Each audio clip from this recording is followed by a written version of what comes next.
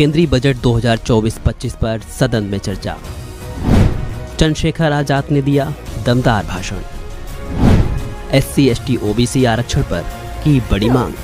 पिछले 10 सालों में सरकार की नीतियों के कारण गरीब और गरीब हुआ और अमीर हुआ है, यानी गरीबों और अमीरों के बीच फासला बढ़ गया है।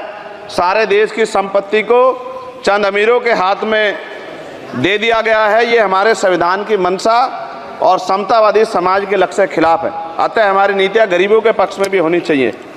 जातिगत जनगणना SC/ST OBC यानी कि जो बहुजन समाज के लिए आज जीवन मरण का प्रश्न है, इसके बारे में कोई बात बजट में नहीं कही गई है। इसके बाद जनसंख्या के अनुपात में बहुजन समाज को सभी क्षेत्रों में हिस्सेदारी मिलनी चाहिए, तभी बाबा साहब अम्बेडकर का जो सपना है समतामूलक समाज का पूरा होगा।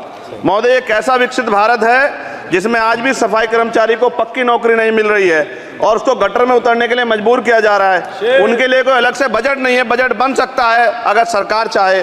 SC/ST को जो सब प्लान मिलता था, SPC का जो पैसा मिलता था, वो बजट से हटा दिया गया है। साथ साथ देश के स्तर पे आशा, आंगनबाड़ी, भोजन माता, ग्राम सेवक, PRD जवान, होमगार्डों के मानदेय में बढ़ोतरी नहीं हुई है। ऐसा कुछ भी नहीं दिख रहा है कि उनके जीवन में खुशहाली आ जाए। इनका मानदेय बढ़ना चाहिए। विधवा, वृद्धा, विकलांग पेंशन प्रत्येक महीने 500 रुपये से बढ़ाकर 5000 रुपये की जानी चाहिए, क्योंकि महंगाई बढ़ रही है। देश में प्रधानमंत्री जन कल्याण योजना के तहत SC/ST OBC और मुस्लिम को कितने घर दिए गए, इसका कोई आंकड़ा सरकार के पास नहीं है। देश में इसी तरह SC/ST OBC के लिए कितने परिवारों को शौचालय की व्यवस्था कराई गई। आज भी सिद्धार्थनगर जैसे जिले और तमाम जिले जो हैं वहाँ शौचालय की व्यवस्था नहीं है। इस पर ध्यान देना चाहिए।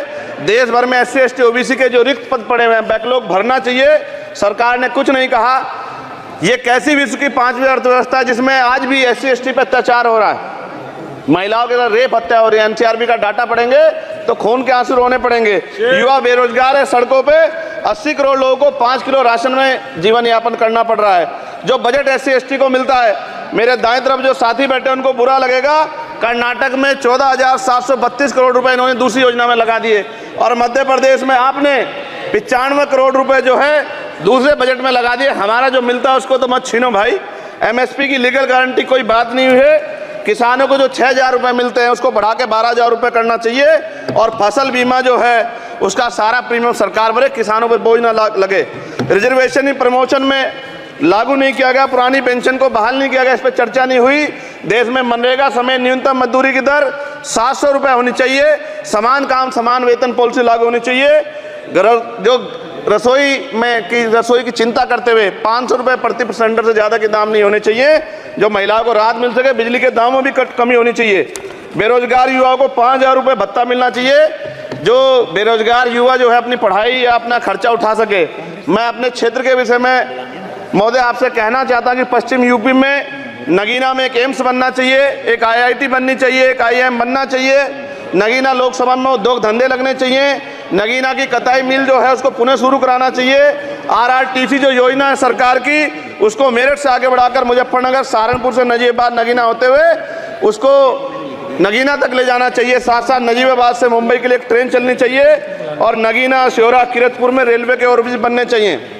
सभापति महोदय, सामाजिक न्याय मंत्रालय को 13,000 करोड़ रुपए दिए गए और जनजाति कार्य मंत्रालय को 13,000 करोड़ रुपए दिए, कुल 26,000 करोड़ रुपए। जो कुल बजट 48.20 लाख का लगभग 0.54% है, जबकि हमारी संख्या 25% से ज़्यादा SC/ST की और बहुजन समाज की मिलाओगे तो 85% से ज़्यादा है। और हमारे विकास के लिए सरकार 1% पैसा खर्च कर रही है, जो मिलना हमें चाहिए, जबकि मिलना हमें 25% चाहिए। ये ऊँट के मुंह में जीरा के समान है, कहावत हमने बहुत दिन सुनी थी। पिछले लंबे समय से हमारे साथ धोखा हो रहा है, लेकिन अब ये नहीं चलेगा। चंद लोगों की तराजू से देश के संसाधन नहीं बटेंगे। इस देश का बहुजन समाज बर्दाश्त नहीं करेगा। संसाधन का बंटवारा संख्या के आधार पे होगा। मानव काशीराम साहब नारा लगाए थे, ना तो वोट हमारा राज तुम्हारा चलेगा, और आज हम कह रहे हैं ना ही वोट हमारा और नोट तुम्हारा चलेगा। इस बात का भी ध्यान जो है सरकारों को देना पड़ेगा। आपके माध्यम से सरकार से मेरी एक मांग है, सरकार इस योजना का लाभ भी अपने आप ले ले, श्रेय भी ले ले कि 1 लाख रुपए सालाना बहुजन समाज के अत्यंत गरीब परिवारों को दे। 10 लाख करोड़ रुपए खर्च होंगे, लेकिन इस 1 लाख रुपए की योजना से एक झटके से एक परिवार में परिवार गरीबी की रेखा से ऊपर आएगा और इनके बच्चों को कुपोषण खत्म होगा, अच्छी शिक्षा मिलेगी, महिलाओं को सम्मानजनक जीवन मिलेगा और इससे वास्तव में सबका साथ सबका विकास का नारा सार्थक होगा।